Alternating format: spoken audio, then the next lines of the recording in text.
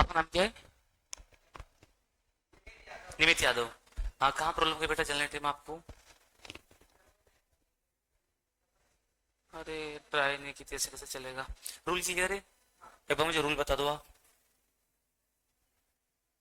देख के नहीं? देखो, एक तो रियल अकाउंट था अपना, ठीक है। दूसरा पर्सनल अकाउंट और नॉमिनल अकाउंट। मैंने बोला था पर्सनल अकाउंट को तो ऐसे हमको उतनी रिक्वायरमेंट नहीं लगेगी, हमें चाहिए असेट्स वाला रूल और लायबिलिटी वाला रूल, ठीक है। असेट्स वाला रूल क्या बोलता है? असेट्स का बैलेंस कैसा होता है? हाँ, और डिक्रीज हो रही है तो क्रेडिट होगा। लायबिलिटी,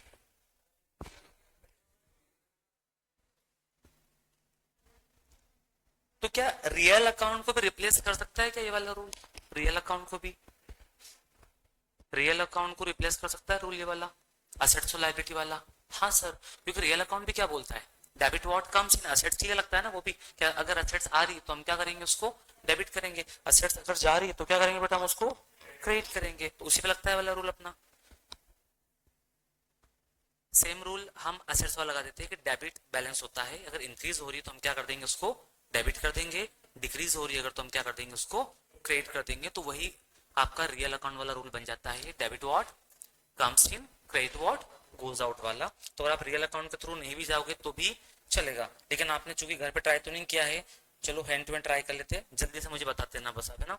देख लिया जाओ 27 नंबर वाली एंट्री पे, है ना। 27 जनवरी को हम लोगों ने रेंट पे किया था, कितने का? 400 रुपीज का। इसमें दो चीज डिटेक्ट करो पहले तो आप, दो चीज क्या हो रही है? एक तो रेंट 400 रुपीज जा रहा है हमारे पास से, क्या जाएगा बेटा? ऐसा कैश एसेट से, मतलब एसेट्स वाला रूल लगेगा इसके ऊपर। दूसरा रेंट, रेंट पे कर रहे तो रेंट क्या है हमारे लिए? पे कर रहे तो इनकम है, एक्सपेंसेस है, एसेट्स है या लाइबिलिटी है? एक्सपेंसेस है। एक्सपेंसेस है तो कौन सा रूल लगेगा उस पे? नॉमिनल अकाउंट वाला, हाँ या ना? तो सर हम लोगों ने क्या किया यहाँ पे? दो चीज इसके अंदर हम लोगों ने डिटेक्ट की बेटा, कितनी चीज? दो चीज डिटेक्ट करेंगे हम लोग।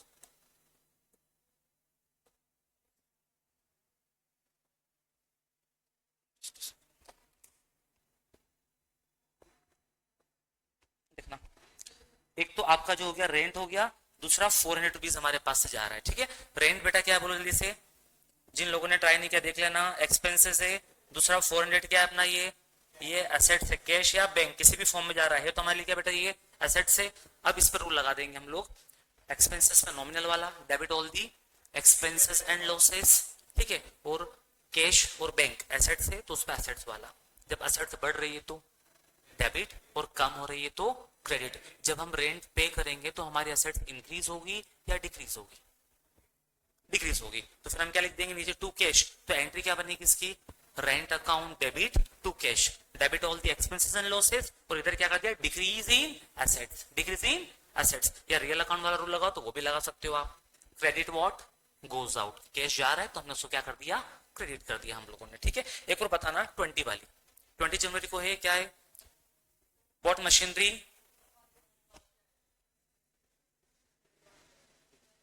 तेरे पास होगी?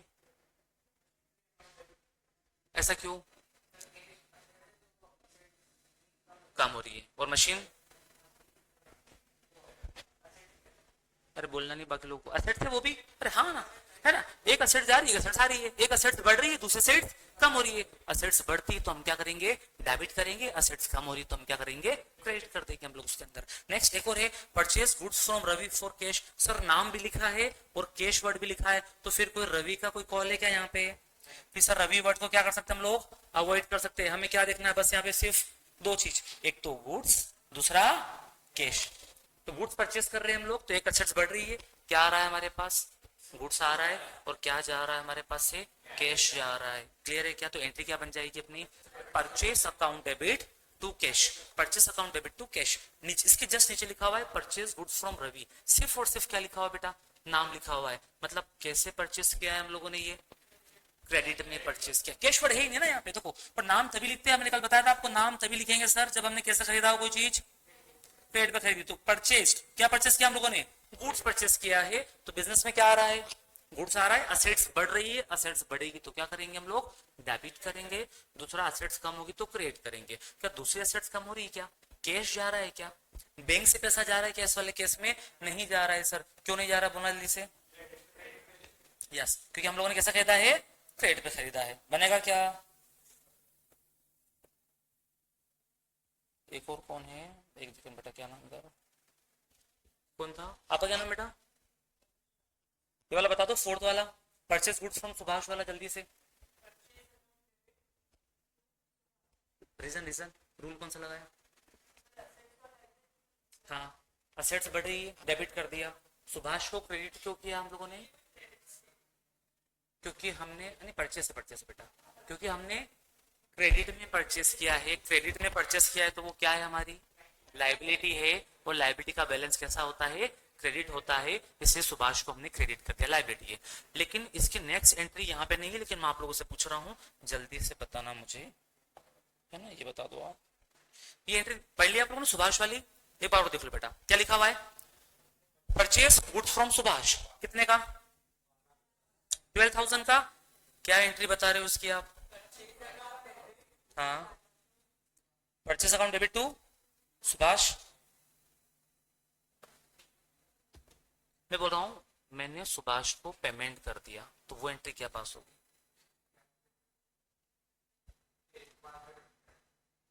सुभाष डेबिट हो जाएगा। रीजन बेटा, रीजन लाइबिलिटी कम हो रही, लाइबिलिटी कम हो रही तो हम क्या कर देंगे उसको?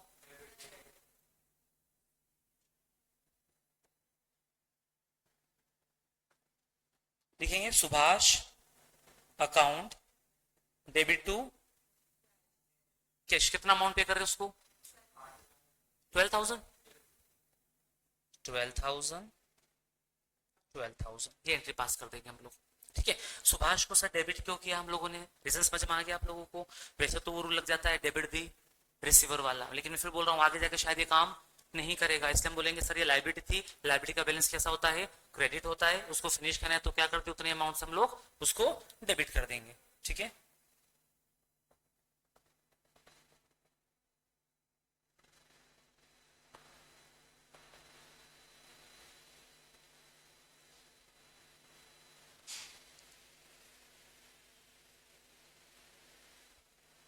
चलो, तो ये वाली एंट्री बन जाएगी सारी की अपनी।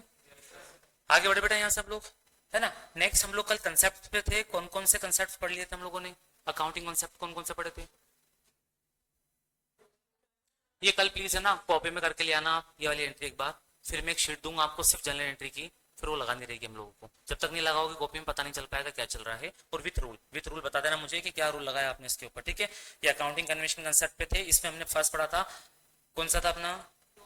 गोइंग कंसर्न पढ़ लिया था क्या वाला? गोइंग कंसर्न कंसेप्ट क्या बोलता है बताना जरा जल्दी से। हाँ, बिजनेस की लाइफ इंडेफिनेट होती है।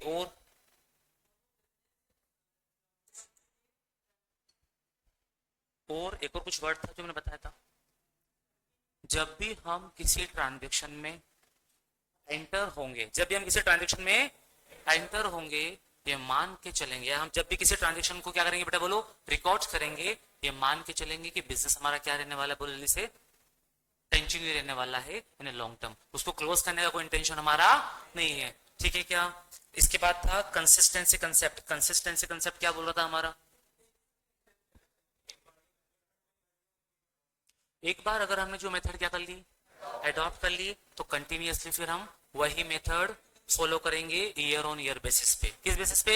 ईयर ऑन ईयर बेसिस पे। एग्जांपल क्या था? रिटर्न डाउन वैल्यू मेथड और एसएलएम। एक बार अगर आप लोगों ने एसएलएम मेथड चूज कर ली तो फिर हम एसएलएम के थ्रू ही जाएंगे। एक बार अगर हमने डब्ल्यूडीवी मेथड चूज कर ली तो फिर डब्ल्यूडीवी के थ्रू ही जाएंगे। लेकिन क्या मेथड चेंज नहीं कर सकते? क्या कर सकते हैं, अगर आपके पास उस चीज का कोई जस्टिफिकेशन हो, या फिर आपको लग रहा है कि नहीं अब रिक्वायरमेंट है कि हमें एसएलएम फॉलो करना चाहिए। अब हमारे बिजनेस में डब्ल्यूडीवी ठीक से वर्क नहीं कर रही है, इन दैट केस हम मेथड भी चेंज कर सकते हैं, लेकिन प्रॉपर हमारे पास उसका क्या होना चाहिए, बोलो जल्दी से, जस्टिफिकेशन होना चाहिए, रीजन होना चाहिए उसका। चेंज कर लिया, अगेन फिर कंटिन्यूअसली वही मेथड क्या करना है, फिर आपको फॉलो करना है। फिर से फ्रिक्वेंटली बार बार आप चेंज नहीं कर पाओगे। ठीक है, नेक्स्ट कंसिस्टेंसी के बाद में था हमारा अक्रूवल कंसेप्ट। ये अच्छा कंसेप्ट है, यहां से समझते बेटा हम लोग क्या बोलता है अक्रूवल कंसेप्ट हमारा।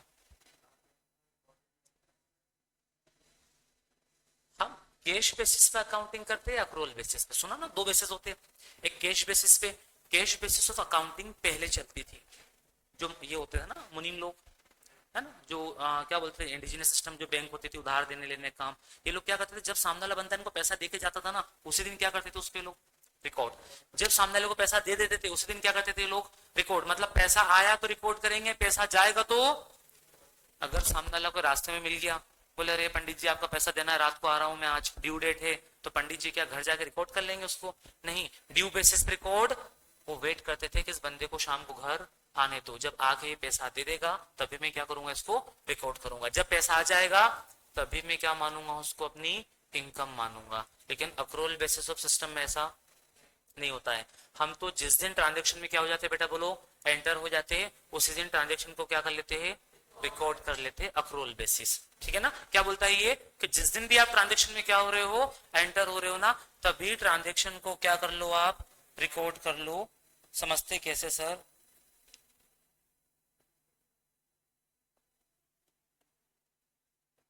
देखना, एग्जांपल दे रहा हूं मैं आपको, इसमें दो कंसेप्ट हम लोग साथ में क्लियर कर लेंगे।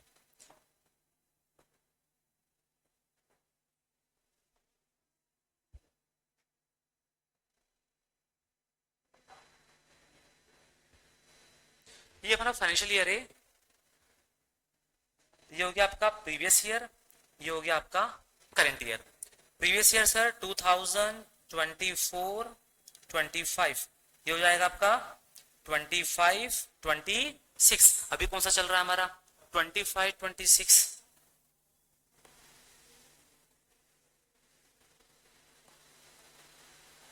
एक सेकंड बेटा, कोई हेल्प करेगा इसमें? ये थोड़ा सा बहुत ज्यादा वाइड हो रहा है, इसका कहाँ से होगा सेट बताओगे? हाँ हाँ, जानो तो मैं देख लो।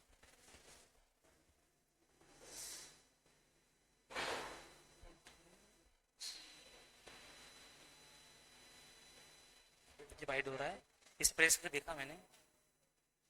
अच्छा इधर से क्या,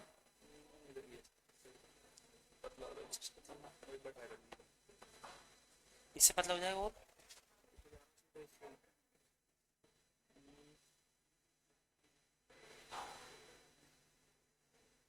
हाँ यहाँ से होगा ना। अब ठीक है, ठीक है।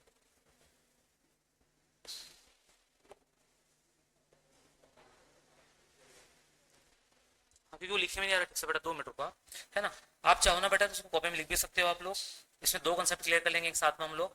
सर ये हमारा फाइनेंशियल ईयर, कौन सा बोल से फाइनेंशियल, दो फाइनेंशियल ले रहा हूं मैं। एक तो कौन सा है आपका ये प्रीवियस ईयर, ये कौन सा हो गया आपका करंट ईयर। प्रीवियस ईयर क्या था अपना 2024 25, ये हो गया बेटा अपना 2025 26, है ना? दो फाइनेंशियल ईयर है, इसमें अक्रूवल सिस्टम भी पढ़ेंगे हम और एक कंसेप्ट भी साथ में मैं क्लियर करूंगा आप लोगों को।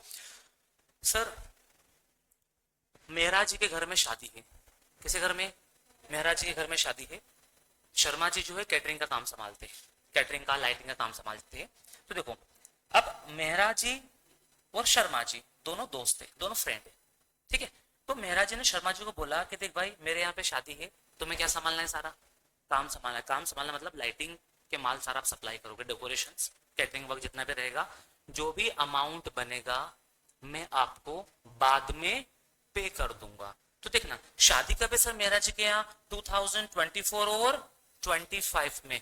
पेमेंट देने की बात कब हो रही है, 25 26 में। तो बताओ रिकॉर्ड कब करूं उसको मैं, 2024 25 में या 2025 26 में? रिकॉर्ड कब करे उसको?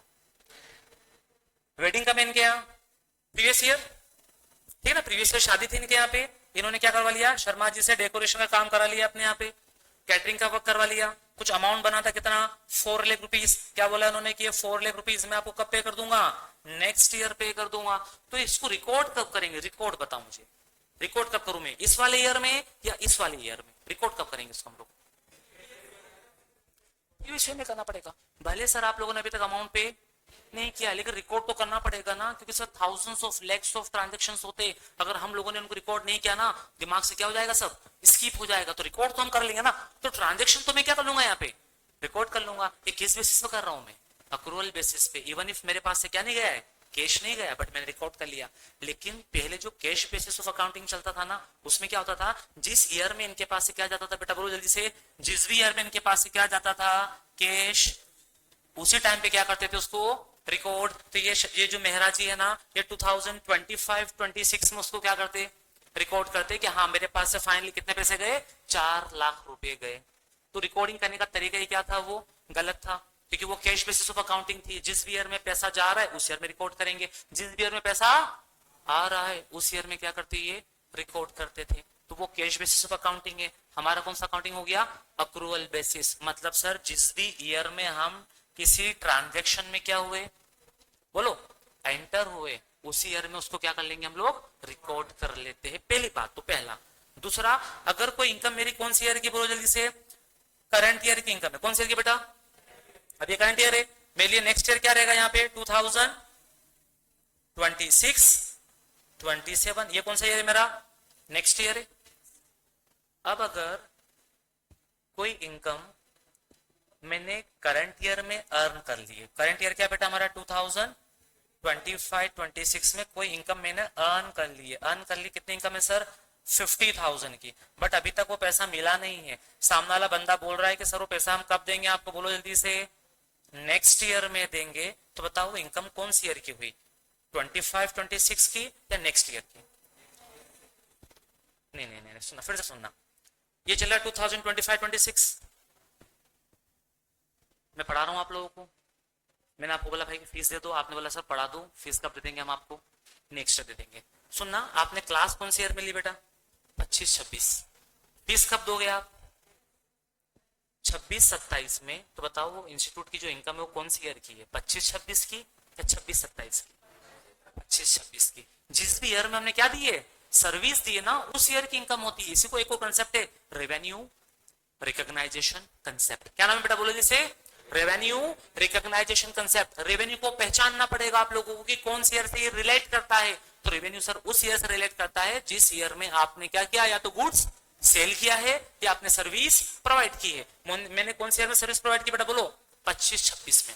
2025-26 में क्या कर दिया हम लोगों ने, सर्विस दे दी। आप पेमेंट कब करोगे, नेक्स्ट ईयर। तो क्या वो नेक्स्ट ईयर की इनकम है, नहीं सर, जिस ईयर में हमने क्या दिए, सर्विस दी है ना, उस ईयर की वो इनकम रहेगी हमारी, ठीक है ना।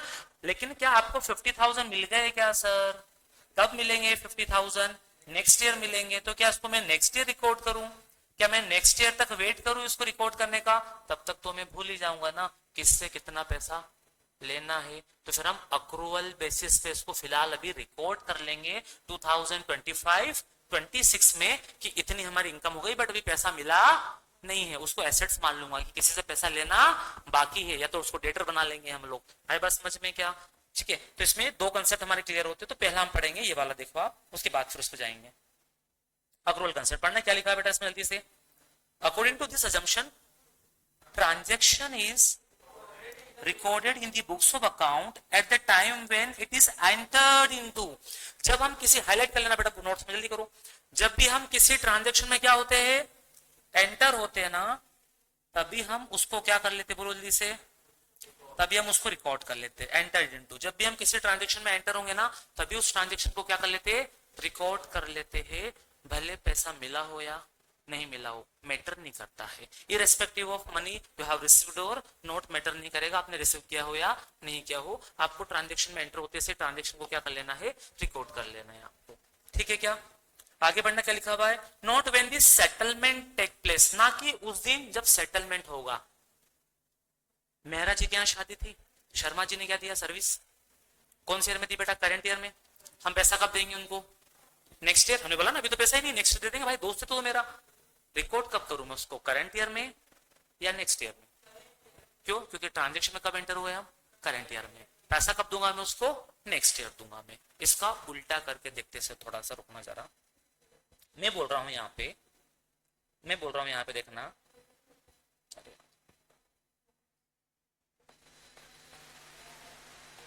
देखना, ये 2 ईयर है, ये कौन सा हो गया अपना बेटा, करंट ईयर, ये हो गया अपना कौन सा, नेक्स्ट ईयर।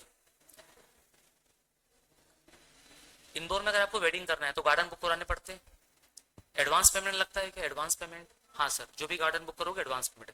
यहाँ पे 1 ईयर बिफोर गार्डन क्या हो जाते हैं, बुक हो जाते हैं वेडिंग के लिए, 1 साल पहले। तो सर शर्मा जी के यहाँ शादी मान लो, किसके यहाँ शादी बोलो, कब, कौन से ईयर में है, नेक्स्ट ईयर में, 2026-27 में। अभी क्या चल रहा है बेटा अपना, 25-26 चल रहा है। हम गए शर्मा जी के पास में, है ना, ये गार्डन का काम है, शर्मा जी का गार्डन का काम है, शर्मा जी का गार्डन काम है, मेहरा जी के यहाँ शादी रहने देते अपन। शर्मा जी के पास गए, हमने बोला भाई ये रख 1 लाख रुपए तू किस चीज के, एडवांस। समझना बात को, कौन सा पैसा है ये, एडवांस दे दिया हमने उनको, खर्चा है हमारे लिए, है ना। किसके लिए इनकम है ये, मेहरा जी के लिए तो खर्चा है, किसके लिए इनकम है ये, शर्मा जी के लिए। शर्मा जी को मैंने एडवांस दे दिया, कौन से ईयर में, 25-26 में ही। शादी कब होगी, 26-27 में। हमने 25-26 में ही टोटल 1 लाख रुपीज का पेमेंट कैसे कर दिया बेटा, बोलना जल्दी से, paid in advance. Remaining amount जो है 4 लाख रुपीज वो कब पे कर दोगे आप, नेक्स्ट ईयर पे कर देंगे। टोटल अमाउंट कितना पे करना है बेटा, बोलो जल्दी से, 5 लाख रुपीज का हमको पेमेंट करना है शर्मा जी को। वेडिंग किसके यहाँ है, मेहरा जी के यहाँ। दो सिचुएशन राइज होती है कि या तो सर वेडिंग हमारे यहाँ करंट ईयर में है, पेमेंट कब करेंगे हम लोग, नेक्स्ट ईयर में करेंगे। दूसरी सिचुएशन क्या राइज होती है कि पेमेंट करंट ईयर में कर दिया, वेडिंग का पे नेक्स्ट ईयर में है। तो पहली सिचुएशन तो हम लोग पढ़ चुके कि सर वेडिंग करंट ईयर में है, पैसा कब देंगे हम लोग, नेक्स्ट ईयर में। हमें क्या समझना है अभी, इनकम किसकी, जो सर्विस प्रोवाइड कर रहा है, उसने सर्विस कौन से ईयर में प्रोवाइड कर दी, 24-25, 25-26 में या 26-27 में। 25-26 सर्विस दी बेटा उसने, तो उसके लिए इनकम कौन सी ईयर की हो जाएगी, 25-26 की। दूसरा वेडिंग नेक्स्ट ईयर है, वेडिंग नेक्स्ट ईयर मतलब कौन सी ईयर में, 26-27 में। लेकिन उस बंदे को मैं कितना पेमेंट कर चुका हूं अभी से, 1 लाख रुपीज। तो क्या है 1 लाख रुपीज की इसके लिए इनकम हो गई क्या अभी से, करंट ईयर में मैंने 1 लाख रुपीज का पेमेंट कर दिया, क्या वो शर्मा जी के लिए इनकम है क्या, शर्मा जी का बिजनेस है सर्विस देने का, शर्मा जी के लिए इनकम है क्या वो। करंट ईयर में मैंने 1 लाख रुपीज पेमेंट किया है, सर्विस कब देंगे मुझे वो, नेक्स्ट ईयर। कौन सी ईयर की इनकम रहेगी उनकी, करंट ईयर की नेक्स्ट ईयर की, नेक्स्ट ईयर की इनकम रहेगी। लेकिन वो रिकॉर्ड तो करेंगे ना, करंट ईयर में उन्होंने कितना रिसीव किया हमसे पैसा बेटा, बोलो 1 लाख रुपीज। तो करंट ईयर में वो अपने बुक्स में 1 लाख रुपीज रिकॉर्ड करेंगे, इनकम रिसीव इन एडवांस के नाम से। ये अप्रूवल बेसिस पे तो हो रहा है, क्योंकि ट्रांजेक्शन में एंटर तो हो गए आप, भले भी आपने सेटलमेंट नहीं किया है। दूसरा, भले वो 1 लाख रुपीज को रिकॉर्ड कर लेंगे, लेकिन उसको अपनी इनकम नहीं मानेंगे। इनकम कौन सी ईयर की रहेगी बेटा उनके लिए, वो नेक्स्ट ईयर की। इनकम कौन सी ईयर की रहेगी उनके लिए, वो नेक्स्ट ईयर की इनकम रहेगी वो, ठीक है। एक और एग्जांपल देता हूं आपको समझना। सपोज आप 11th क्लास में कोचिंग क्लास ज्वाइन कर रहे हो, ठीक है बेटा, 11th क्लास, 11 प्लस 12 के लिए आप ये 11th क्लास में आए, फिर नेक्स्ट ईयर कौन सी क्लास पढ़ोगे आप, 12th क्लास। आपने 11th क्लास में सर 50,000 11th क्लास की फी पे कर दी, 50,000 आपने कौन से की फी पे कर दी, बोलो 12th क्लास की। टोटल आपने 11th क्लास में कितना पैसा दे दिया एडवांस में ही, 1 लाख। बताओ किसी कोचिंग इंस्टीट्यूट के लिए 1 लाख रुपीज की इनकम कौन सी ईयर की है, ये आपका 25-26 या आपका 26-27, बताओ कौन सी ईयर की इनकम रहेगी। कोचिंग इंस्टीट्यूट के लिए 2025-26 में क्या 1 लाख की इनकम हुई क्या, फिर कितने की होगी, 50,000 की।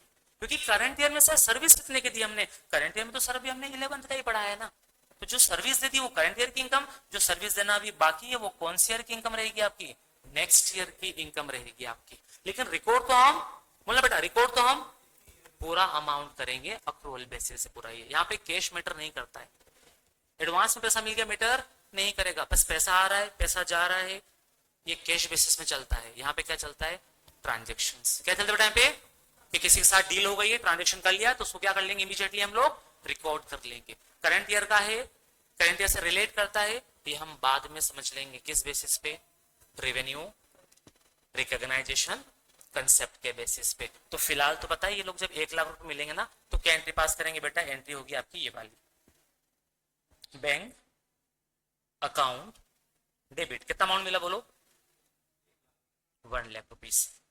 तो मैं क्या लिखूंगा, मैं इनकम अकाउंट, इनकम का नाम जो भी, या तो इंटरेस्ट हो सकती है या फिर ट्यूशन फी हो सकती है हमारे लिए, इसको क्या कर देंगे हम लोग, क्रेडिट कर देंगे। कितने से,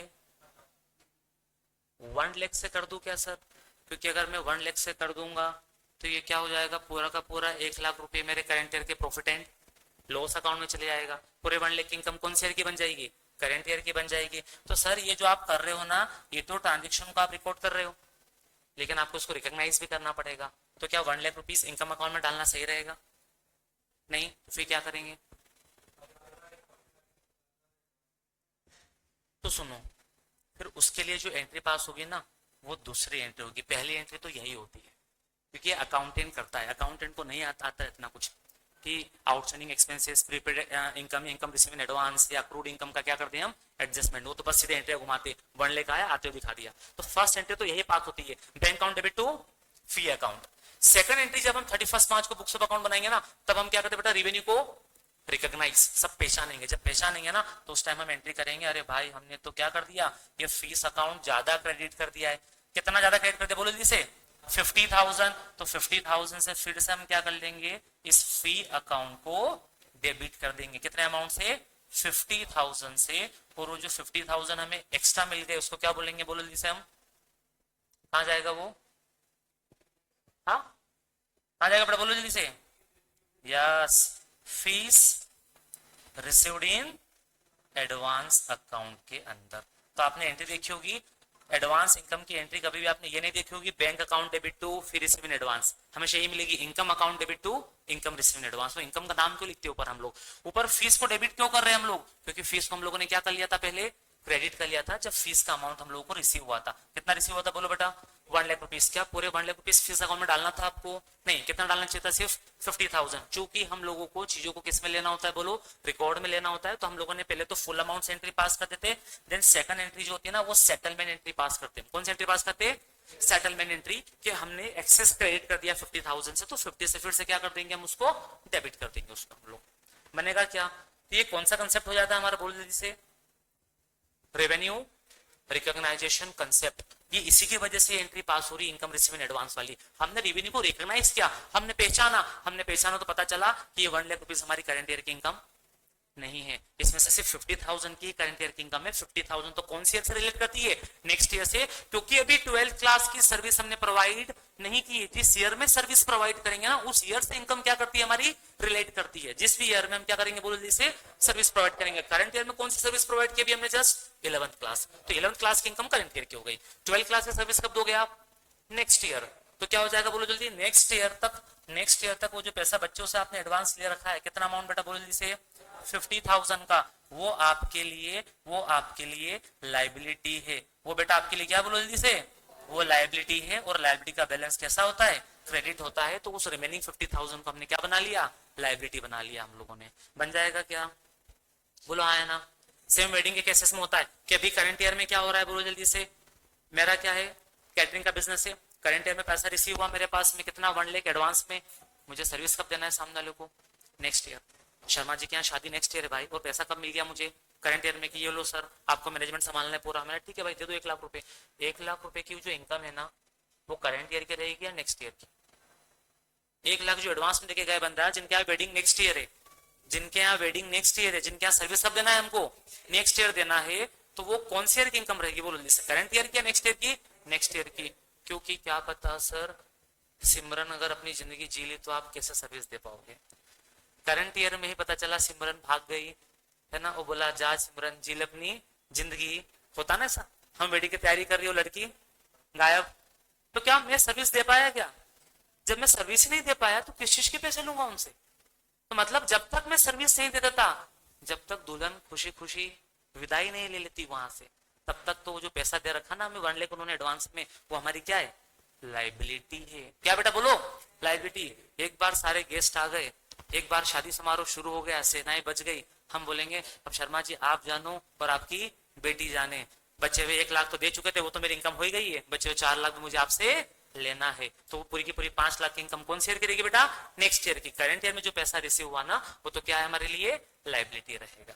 बनेगा क्या, दूसरा केस पढ़ते अपन कि सर क्या हुआ, करंट ईयर में शादी हो गई और पैसा कब देंगे बेटा बोलो जल्दी से, वो नेक्स्ट ईयर। तो वेडिंग कब हुई है, आपने सर्विस कब प्रोवाइड की है, करंट ईयर में, तो इनकम कौन सी ईयर की हुई, वो पैसा कब देंगे आपको, तो इनकम कौन सी ईयर की ट्रीट करूं मैं, करंट या नेक्स्ट, पक्का current, this accrual basis of accounting. यहाँ पे पैसा मिलना मैटर नहीं करता है, हमने ट्रांजेक्शन को रिकॉर्ड कर लिया अक्रूवल बेसिस पे, ठीक है ना, तो ये अक्रूवल बेसिस ऑफ अकाउंटिंग हो जाती है, जहां पे ट्रांजेक्शन में एंटर होते से हम क्या कर लेते, उसको रिकॉर्ड कर लेते, भले पैसा मिला हो या नहीं मिला हो मैटर नहीं करेगा। तो फिर करंट ईयर में जो पैसा मिलेगा उसको हम रिकॉर्ड कर लेंगे अक्रूवल बेसिस पे। वो पैसा हमें कब मिल जाएगा बेटा? Next year. दूसरी बात, करंट ईयर में सर्विस दे दी, करंट ईयर में पैसा मिला कि आपको नहीं मिला, तो क्या हमारी इनकम नहीं हुई करंट ईयर की? हुई। क्या P&L में अमाउंट नहीं डालूंगा? मैं डालूंगा सर। पूरे के पूरे 5 लाख रुपए करंट ईयर में किस साइड जाएंगे आपके P&L अकाउंट में? Income side. Debit all the expenses and losses, paid all the income and gain. तो P&L अकाउंट को मैं क्रेडिट कर दूंगा पूरे कितना अमाउंट से बोलो? 5 लाख रुपीज से। जबकि ये 5 लाख रुपीज तो मुझे कब मिलना है? नेक्स्ट ईयर मिलना है सर। तो भी मैं क्या कर रहा हूं? उसको रिकॉर्ड में ले रहा हूं, तो भी मैं उसको इनकम मान रहा हूं। This is a revenue recognization concept, है ना। तो चलो दोनों पढ़ लेते एक बार साथ में। ये क्लियर है कि आप लोगों को बोल दी से अक्रूवल कंसेप्ट बेटा,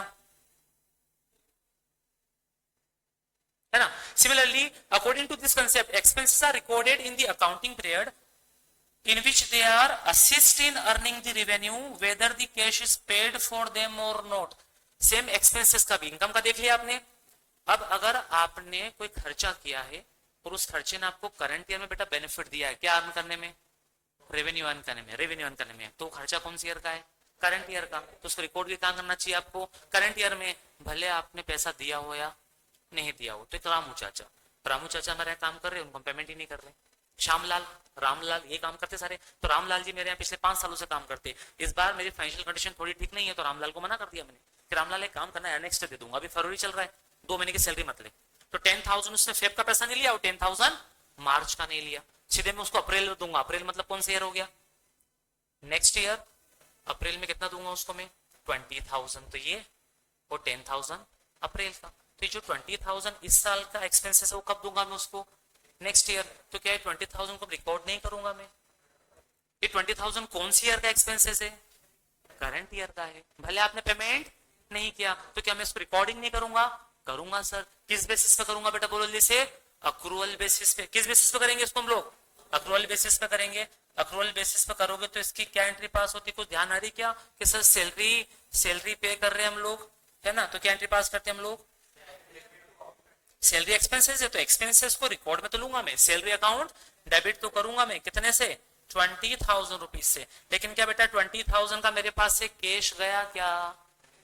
तो फिर क्या लिखूं? To cash, to bank.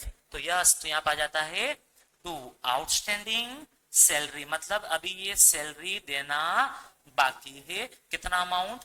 20,000 rupees. क्यों मैंने आउटस्टैंडिंग सैलरी को क्रेडिट किया है? क्योंकि ये मेरी लाइबिलिटी है, ये पैसा देना अभी बाकी है। लाइबिलिटी का बैलेंस कैसा होता है?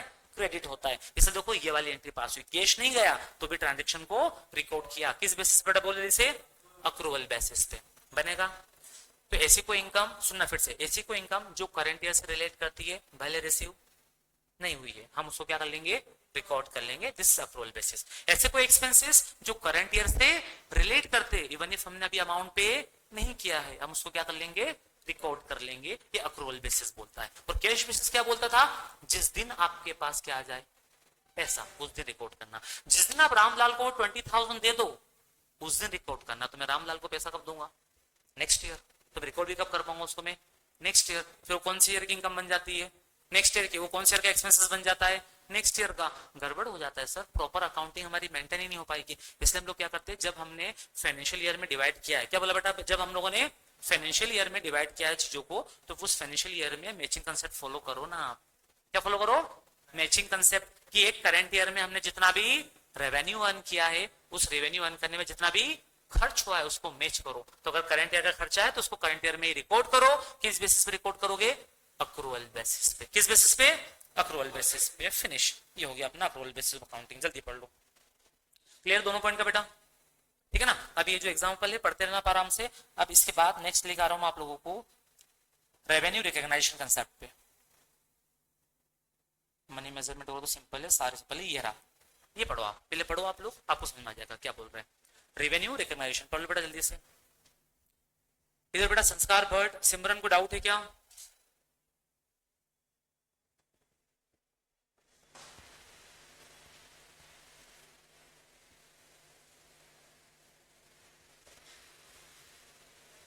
जल्दी पढ़ने क्या लिखा हुआ है? Revenue is earn by sale of goods और बाय प्रोवाइडिंग। मतलब रेवेन्यू कैसे अर्न होता है? जब हम क्या कर देते, या तो गुड्स या फिर क्या प्रोवाइड कर दे, तब रेवेन्यू अर्न होता है। ना कि जिस दिन पैसा मिला तो उस दिन अर्न होता है। गार्डन वालों को पैसा तो करंट ईयर में मिल जाता है, लेकिन वो सर्विस कब देते हैं? Next year. तो उनकी इनकम कौन सी ईयर की हुई बेटा? नेक्स्ट ईयर की होगी, है ना। तो concept of revenue recognization determine time the particular period from which revenue relate. तो हम टाइम पीरियड यहाँ पे क्या करते हैं, डिटेक्ट करते हैं कि कौन से ईयर से ये इनकम क्या करती है, रिलेट करती है, कौन से ईयर से रेवेन्यू रिलेट करता है। रेवेन्यू को रिकॉग्नाइज करना मतलब रेवेन्यू को पहचानना। तो हम रेवेन्यू को पहचान रहे, रेवेन्यू को रिकॉग्नाइज कर रहे हैं यहाँ पे हम लोग, ठीक है। Revenue is deemed to be realise in the year in which goods are, बोलो, in which goods are sold and service are provided. तो हम डीम्ड टू बी मान लेते ऐसा कि रेवेन्यू कौन से ईयर से रिलेट करेगा, जिस ईयर में हमने गुड्स सेल कर दिया है या जिस ईयर में हम लोगों ने सर्विस प्रोवाइड की है, उस ईयर की इनकम होती है, ना कि जिस ईयर में पैसा रिसीव हुआ है। तो पैसा तो एडवांस में रिसीव हो जाता है, सर्विस तो हम कब देते हैं? Next year. तो क्या इस साल की इनकम है क्या? नहीं सर। बहुत बार सर्विस हम करंट ईयर में दे देते हैं और पैसा कब लेते हैं सामने वाले से? Next year. तो क्या वो नेक्स्ट ईयर की इनकम है क्या? नहीं। कौन से ईयर की बेटा? करंट ईयर की। तो मतलब हमें एक ही चीज देखना है, कौन से ईयर में हमने सर्विस प्रोवाइड की, कौन से ईयर में हमने गुड्स सेल किया है। Next, it should be remember that revenue recognization is not related with the receipt of cash. इसको कैश से कोई मतलब नहीं है कि कैश जिस ईयर में मिल गया मतलब उस ईयर की इनकम नहीं होती भाई। जिस ईयर से रिलेट करती है इनकम, कौन से ईयर से रिलेट करेगी? जिस ईयर में आपने, दो ही वर्ड बार बार बोलेंगे, जिस ईयर में हमने या तो सर्विस प्रोवाइड की, rendering of services and selling of goods, जिस भी ईयर में आपने बेटा गुड्स सेल किया है उस ईयर से रिलेट करेगी। खत्म क्या, है ना। ये दो कंसेप्ट थोड़े से इसमें टफ है, बाकी सारे सारे कंसेप्ट बेटा ये आ जाओ। मनी मेजरमेंट क्या बोलता है? Money measurement concept, only those transaction can be recorded in our books of account that can be measured in terms of money। सिर्फ वही ट्रांजेक्शन हम हमारी बुक्स ऑफ अकाउंट में रिकॉर्ड करेंगे जिनको हम मनी की टर्म्स में क्या कर सकते हैं, बोलो, मेजर कर सकते हैं। अगर कोई transaction measurable in terms of money नहीं है तो उसको रिकॉर्ड नहीं करेंगे। जैसे गुडविल, गुडविल को मेजर कर पाते ना इनकम के हिसाब से, वैल्यूएशन गुडविल की मेथड बनी हुई है, तो इसलिए तो भले वो दिखती नहीं है गुडविल, टच नहीं कर पाते, लेकिन तो भी हम उसको इंटेंजिबल के नाम से क्या कर रहे हैं, रिकॉर्ड की। ये 5 लाख की गुडविल है। वैल्यूएशन गुडविल करता ना एस पर S26 बता था ना, purchase goodwill, self generated goodwill, ठीक है, पढ़ाऊंगा मैं आपको ये आगे नेक्स्ट चैप्टर में ये वाली चीजें। तो वो गुडविल को रिकॉर्ड कर रहा हूं, लेकिन कभी आपने सोचा वर्कर को क्यों रिकॉर्ड नहीं करते हम? वर्कर भी तो हमारे एसेट्स है। मैंने बताया था फर्स्ट डे भी आप लोगों को, वर्कर भी एसेट्स है। वर्कर भी तो रेवेन्यू अर्न करने में हेल्प कर रहा है। वर्कर लॉयल है लेकिन मॉनेटरी वैल्यू नहीं, उनकी कीमत कैसे लगाओगे आप, है ना। इन टर्म्स ऑफ मनी उनको मेजर नहीं कर सकते। इस कारण से एम्प्लॉय हमारी बैलेंस शीट में असेट साइड दिखाई नहीं देते, लेकिन गुडविल दिखाई दे रही है, पेटेंट दिखाई दे रहा है, ट्रेडमार्क दिखाई दे रहा है, क्योंकि ये सब measurable in terms of money है। नेक्स्ट बेटा इसके बाद में क्या है, अकाउंटिंग पीरियड कंसेप्ट। ये बोलता है कि हर ऑर्गेनाइजेशन का एक क्या होना चाहिए बेटा, बोलो, अकाउंटिंग पीरियड होना चाहिए। नहीं, ये बोलता है कि जो भी आपकी लाइफ साइकिल है ना बिजनेस की, उसको आप छोटे छोटे पार्ट में क्या कर लो, डिवाइड कर लो, ताकि उन छोटे छोटे पार्ट्स में हम लोग उसका परफॉर्मेंस क्या कर पाए, चेक कर पाए। फॉर एग्जाम्पल, आपने जब फर्स्ट टाइम स्कूल में एडमिशन लिया था बचपन में, है ना, प्ले स्कूल से लेके आज तक, क्या कोई एग्जाम नहीं हुई? सर ईयरली बेसिस पे एग्जाम होती है, उसके बाद तो प्रमोट होते हैं नेक्स्ट एग्जाम में। ईयरली भी नहीं सर, ईयरली में बच्चे क्या होते पता है, जे नोट फेब में पढ़ लेते थे बस। तो हमने बोला नहीं, क्वार्टरली और हाफ ईयरली, उसमें भी नहीं होता है। तो फिर हम लोगों ने क्या किया, मंथली बेसिस पे स्कूलों में क्या चालू किया बेटा, बोल से टेस्ट स्टार्ट किया हम लोगों ने। हाँ है ना, प्री बोर्ड एग्जाम्स, इतनी सारी एग्जाम्स क्यों होती है? मतलब आपने एक सिंगल ईयर को भी कुछ कुछ पार्ट्स में क्या कर दिया, डिवाइड कर दिया, ताकि मंथली बेसिस पे हमें क्या पता चलता रहे, परफॉर्मेंस। मंथली तो छोड़ो सर, कोचिंग क्लासेस में वीकली बेसिस पे क्या होता है, टेस्ट होता है, ताकि वीकली बेसिस पे बच्चों का परफॉर्मेंस हम क्या कर पाए, चेक कर पाए। सेम वैसे ही अगर आपको किसी बिजनेस का क्या चेक करना है बेटा, बोलो, परफॉर्मेंस, तो उसकी लाइफ साइकिल को भी हमने ब्रेक कर दिया, एक ईयर बनाया, वो 12 मंथ का भी हो सकता है, वो 18 मंथ का भी हो सकता है, वो 1 ईयर का, 5 ईयर का, 20 ईयर का, whatever accounting period you want to decide, you can decide. जो भी डिसाइड करना हो आपको, कोई यहाँ पे रेस्ट्रिक्शन नहीं है। लेकिन बस प्रॉब्लम आ जाती है कि जहां आपकी कंपनी में क्या लग जाएगा, इनकम टैक्स एक्ट। जहां आपकी company as a company registered हो गई तो फिर वहां तो रूल है कंपनी एक्ट के, क्या फॉलो करना पड़ता है, फाइनेंशियल ईयर, जो कि कब से शुरू होता है, 1 अप्रैल से, और कब फिनिश होगा, 31 मार्च को। अदरवाइज जो ऑर्डिनरी बिजनेस हो ना, किराने की दुकान है, कोई रजिस्टर्ड नहीं है, वो चाहे ना तो 1 जनवरी से शुरू करे, 31 दिसंबर को फिनिश कर दे। उसको लग रहा है ना 1 सितंबर से शुरू करे और जुलाई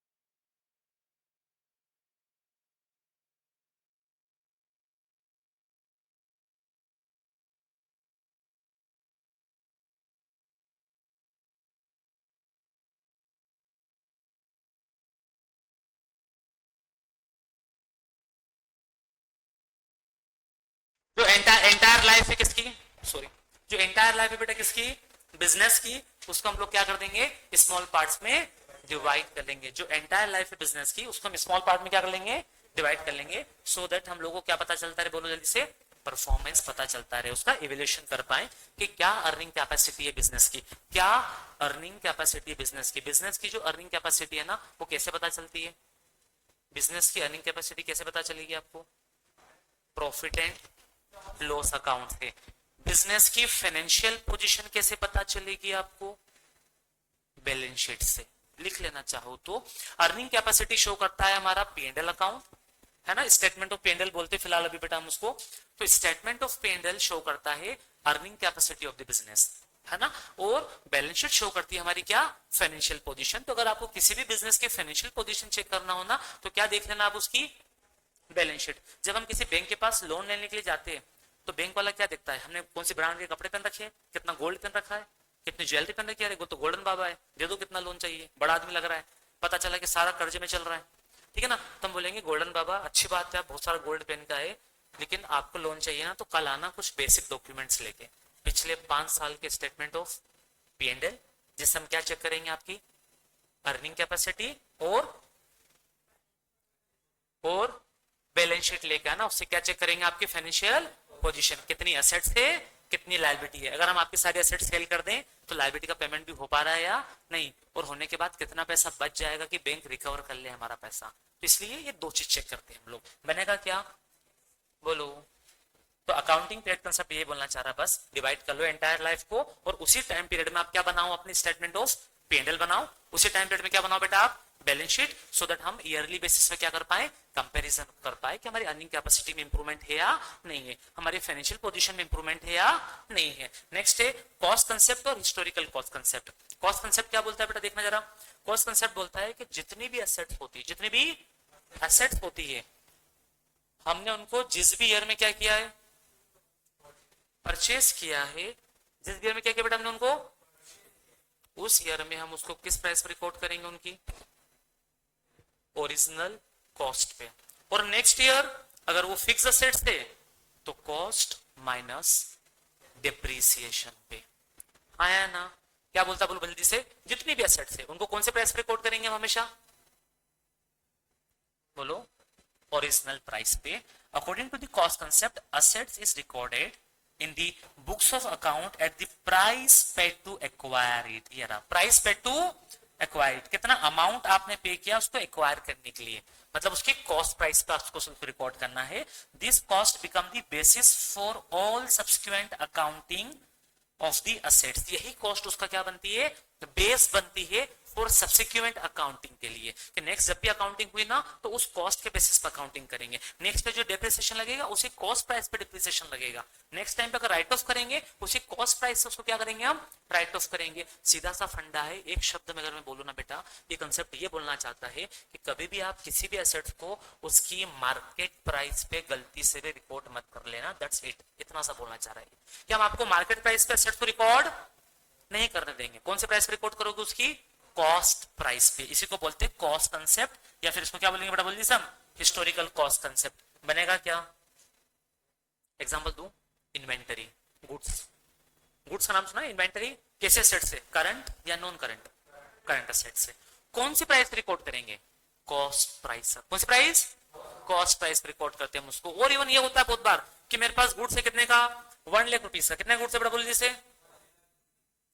और मार्केट में जो उसकी प्राइस हो गई है ना, वो हो गई बेटा कितनी, 70,000। तो बताओ मैं कौन से प्राइस पे रिकॉर्ड करूंगा इसको, 1 लाख या 70,000, 70,000। कॉस्ट और market price which ever is less, है ना। आऊंगा उस पॉइंट पे, पढ़ेंगे, बताऊंगा। इसकी सर प्राइस हो गई कितनी, 1 लाख का गुड्स है, 1 लाख का गुड्स है सर, इसकी प्राइस हो गई है 1,20,000। बताओ कौन से प्राइस पे रिकॉर्ड करूंगा इसको मैं, 1,20,000 पे, पक्का। क्योंकि 1,20,000 क्या हो जाएगी, उसकी मार्केट प्राइस हो जाएगी। मार्केट प्राइस में हम असेट को रिकॉर्ड नहीं करने देंगे। क्लियर है क्या। दूसरा, एक बिल्डिंग खरीदी थी 5 करोड़ की, वैल्यू हो गई सर उसकी कितनी, 8 करोड़। कौन से प्राइस पे रिकॉर्ड करूं बैलेंस शीट में, 5 करोड़। इवन अगर टाइम हो गया है ना तो 5 करोड़ पे भी रिकॉर्ड ही कर पाऊंगा। हर साल क्या लगेगा उसमें, हो सकता है वो 4 करोड़ 3 करोड़ पे आ जाए, लेकिन एक्चुअल में उसकी प्राइस कितनी है अभी 8 करोड़ रुपीज, मार्केट में 8 करोड़ प्राइस है, लेकिन हम रिकॉर्ड कितना कर रहे हैं 4 करोड़ रुपीज 5 करोड़ रुपीज। क्यों सर क्यों? हिस्टोरिकल कॉस्ट कंसेप्ट बोलता है मार्केट प्राइस पे हम आपको असेट्स को रिकॉर्ड नहीं करने देंगे। इसका मैं लॉजिक बता देता हूँ। मान लो मेरे पास कोई 5 करोड़ की बेटा बिल्डिंग रखी हुई है, मुझे बैंक से क्या लेना है लोन, वही बिल्डिंग में उनको दिखा दूंगा 20 करोड़ रुपीज की, मैं बोलूंगा मार्केट वैल्यू कितनी है अभी फिलहाल इसकी 20 करोड़ रुपीज है। मार्केट वैल्यू क्या, एक दिन बैंक वाला बंदा आएगा इंस्पेक्शन करने, मैं अड़ोसी पड़ोसी को पहले से ट्रेन करके रखूंगा कि जब भी कोई बोलने के लिए आए आप आ जाना और क्या बता देना इसकी वैल्यू 20 करोड़, कि भैया हम तो रेडी है, ये भैया बेच नहीं रहे, कितने में 20 करोड़ रुपीज में। वैल्यूर आया, बैंक से लोग आए, बोले भैया बताओ कौन खरीदने वाला, हमने 20 लोगों को बुला लिया फोन करके, सब खरीदने वाले। एक बंदा तो बोल रहा सर हम तुम्हें तो 25 दिन को तैयार हूँ, ये तो 25 में भी हाँ नहीं कर रहे। क्या बन गई ये मार्केट प्राइस, जिस प्राइस में कोई बंदा खरीदने के लिए रेडी हो गया वो मार्केट प्राइस। अब तो आप क्या करोगे 25 करोड़ की बिल्डिंग दिखा के बैंक से 20 करोड़ का क्या ले लोगे लोन, पता चला लोन लेके गायब विजय माल्या जैसे, और आपकी बिल्डिंग बेच के 5 करोड़ भी नहीं आ रहा है, तो फिर बैंक का तो क्या हो जाएगा सर, मामला गड़बड़ हो जाएगा पूरा। हमने बोला नहीं सर, मार्केट प्राइस की कोई डेफिनेशन फिर नहीं है कि मार्केट प्राइस कैसे कैलकुलेट होगी, फिर वहां पे एक मेजर वेरिएशन आ जाता है, इससे हमने मना ही कर दिया। आपको शो करना है ना, आप कौन से प्राइस पर शो करो उसको बोलो, ओरिजिनल कॉस्ट पे, और इवन उसमें से क्या माइनस करो डिप्रिसिएशन, क्योंकि वो आपकी जो बिल्डिंग है ना वो 8 करोड़ की नहीं है भाई, वो प्लॉट 8 करोड़ का हुआ है, लैंड की वैल्यू बढ़ रही है, लैंड पे हम कहाँ डिप्रिसिएशन लगवा रहे हैं, हम तो किस पे डिप्रिसिएशन लगवाते हैं बिल्डिंग के ऊपर। तो बिल्डिंग की वैल्यू ग्रेजुअली क्या होती है कम होती है, और होती है क्योंकि इंफ्रास्ट्रक्चर क्या हो जाता है आपका पुराना हो जाता है, टाइल्स पुरानी, ट्रेंड में चेंज हो जाता है, इंटीरियर देखो ना आप हर 6 महीने में इंटीरियर की नए नए क्या आ रहे ट्रेंड आ रहे। हमने नया मकान बनाया अभी 1 साल पहले, अभी 1 साल बाद क्या लगने लगा है वो पुराना, जब नए मकान से कंपेयर करूंगा लेटेस्ट टेक्नोलॉजी सर इतनी ज्यादा आती जा रही है। अब बाथ टेप देख लो, अलग अलग टाइप के बाथ टेप, हमें लगता है कि यार ये क्या नया आ गया, अभी तो डलवाया था 1 साल पहले हम लोगों ने, अब हमारा वाला हमें क्या लगता है आउटडेटेड लगता है, मतलब फ्रीक्वेंटली चेंजेस आ रहे हैं, तो इस कारण से फिर वो मकान की वैल्यू क्या होने लग जाती है डाउन, क्योंकि कोई भी बंदा वो मकान उस प्राइस पे तो नहीं खरीदेगा जितना आपने कॉस्ट देके उसको बनवाया है, तो प्राइस कम होती है, वो लैंड की वैल्यू बढ़ रही होती है बेसिकली। इसलिए हमें ऐसा लगता है कि सर 5 करोड़ का मकान है 8 करोड़ का हो गया, तो ये 8 करोड़ रुपीज में क्यों रिकॉर्ड करने नहीं दे रहे, क्योंकि भाई वो बिल्डिंग की वैल्यू नहीं बढ़ी है, किसकी वैल्यू बढ़ी है लैंड की वैल्यू बढ़ी है। आई बात समझ में, हिस्टोरिकल कॉस्ट कंसेप्ट। तो जल्दी से बता दो पहला कंसेप्ट क्या पढ़ा था हम लोगों ने, खत्म। और फर्स्ट कंसेप्ट क्या था बेटा हमारा, फर्स्ट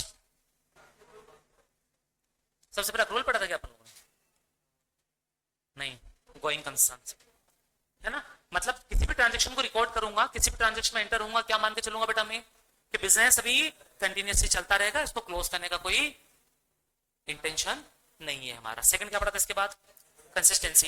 एक बार जो मेथड हम लोगों ने क्या कर ली है चूज कर लिए, continuously year on year basis वही मेथड क्या करेंगे हम लोग फॉलो करेंगे। नेक्स्ट क्या बोलता है ये, yes transaction recorded when they are entered into, जब हम ट्रांजेक्शन में क्या होंगे एंटर होंगे तभी उसको रिकॉर्ड कर लेंगे, ना कि जब पैसा आ रहा है, ना कि जब सेटलमेंट टेक प्लेस, जब सेटलमेंट हो रहा है सेटलमेंट मैटर नहीं करता है, ट्रांजेक्शन में एंटर होना मैटर करता है यहाँ पे अक्रूवल बेसिस है ना। कैश बेसिस में क्या चलता था सेटलमेंट, जिस दिन पैसा आ रहा उस दिन रिकॉर्ड करेंगे, जिस दिन पैसा जा रहा है उस दिन रिकॉर्ड करेंगे। नेक्स्ट क्या बोलता है भाई मनी मेजरमेंट, ये तो सिंपल है,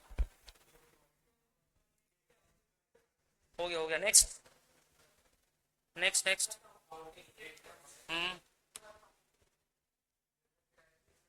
entire life of the business किस में डिवाइड कर देंगे हम पार्ट्स में, ठीक है ना, क्या बोलते हैं इसको हम अकाउंटिंग पीरियड्स, ठीक है। नेक्स्ट क्या बोलता है,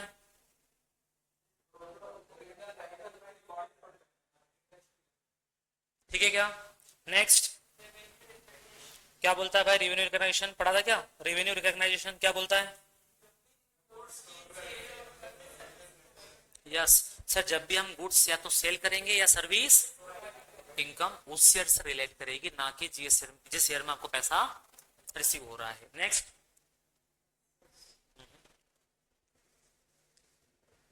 dual aspect concept, every transaction has a two aspect, one is debit another one is credit। Her transaction के कितने इफेक्ट होते हैं बेटा बोलो जल्दी से, दो इफेक्ट होते हैं, one is debit another one is, तो बस इतना सा बोलना चाह रहा है कि जो भी ट्रांजेक्शन आप रिकॉर्ड करो ना कितने इफेक्ट देना उसके, जितने अमाउंट से डेबिट कर रहे हो उतने अमाउंट से दूसरा अकाउंट भी क्या होगा क्रेडिट होगा। इसलिए कभी भी आपने ऐसे जर्नल एंट्री देखी जहां लिखा हो सिर्फ परचेस अकाउंट डेबिट क्रेडिट, कुछ भी नहीं है। मतलब अगर हम लोग डेबिट कर रहे हैं कोई चीज तो क्रेडिट भी होगी। हर ट्रांजेक्शन के दो एस्पेक्ट रहेंगे, one is debit, another one is credit. ठीक है ना। नेक्स्ट और क्या सर, कॉस्ट हो गया हमारा, हिस्टोरिकल कॉस्ट हो गया, रेवेन्यू रिकग्निशन हो गया, मैचिंग कंसेप्ट बचा है बस, और कंजर्वेटिज्म बचा है। कंजर्वेटिज्म कंसेप्ट में लगा लेना 2 स्टार, 2 स्टार इसमें लगा लेना, मैचिंग कंसेप्ट में लगा लेना 2 स्टार, और रेवेन्यू करेक्शन में लगा लेना 2 स्टार। मोस्ट आईएमपी क्वेश्चन है ये, फ्रीक्वेंटली आस्क्ड क्वेश्चन है सीएस एग्जीक्यूटिव के अंदर, बार बार पूछे जाने वाले क्वेश्चन है। 5 मार्क्स में आते हैं भाई सीधे लिखने के लिए कि लिख दो होता क्या है। मनी मेजरमेंट पूछ भी लिया तो लिख दोगे, आपकी प्रॉब्लम नहीं है। हिस्टोरिकल कॉस्ट पूछ लिया तो भी लिख दोगे आप, क्योंकि क्या करना है सर, सारी एसेट्स को कौन से प्राइस पर रिकॉर्ड करना है, कॉस्ट प्राइस पर, ना कि उसकी मार्केट प्राइस पे। और अगर फिक्स एसेट्स की बात आएगी तो करंट ईयर में उसकी कॉस्ट प्राइस और next year cost minus gradually fix asset की वैल्यू कम करते दिखाना, ना कि उसको बढ़ाते। मार्केट प्राइस पे तो नेवर एवर कभी भी हम लोग अलाउ नहीं करेंगे रिकॉर्ड करने के लिए। Business entity concept sir, owner और बिजनेस दोनों को क्या ट्रीट करते हैं हम लोग, पढ़ लिया था ये भी क्या हम लोगों ने, नहीं पढ़ा था तो एक बार देख लेना तो जल्दी से, क्या कि ऑनर और बिजनेस दोनों को एक दूसरे से क्या ट्रीट करते हैं बेटा, हम सेपरेट ट्रीट करते हैं। और जो भी ट्रांजैक्शन है ना वो हम लोग बिजनेस पॉइंट ऑफ व्यू से करते हैं रिकॉर्ड, ना कि ऑनर पॉइंट ऑफ व्यू से। जितने भी ट्रांजैक्शन है वो बिजनेस पॉइंट ऑफ व्यू से रिकॉर्ड करते हैं। इसको विद न्यूमेरिकल क्वेश्चन कल एक्सप्लेन करूंगा एक बार मैं आप लोगों को, कुछ एंट्री बताऊंगा एक दो, तो आपको पता चल जाएगा कि हाँ हम किस पॉइंट ऑफ व्यू से कर रहे हैं, ये बोलो बिजनेस पॉइंट ऑफ व्यू से कर रहे हैं, ना कि ऑनर्स पॉइंट ऑफ व्यू से। फिनिश तो हो जाएगा। कल इसके अलावा कुछ पढ़ाना रहेगा मुझे और लेकर आऊंगा, मैं नोट दूंगा आपको, ये तो हो जाएगा अपना कंप्लीटेड। चलो आज ये फिनिश करते बेटा, पढ़ के आ जाना। यहाँ तो पूरा ऑन टंग्स चाहिए पूरा का पूरा वैसा, है ना। कौन से टर्मिनोलॉजी, इधर कौन था, ये था ना पीछे। हाँ अब बताना बेटा गेन क्या होता है, गेन हो गया मेरा तो खत्म। अच्छा गेन किसको बोलेंगे,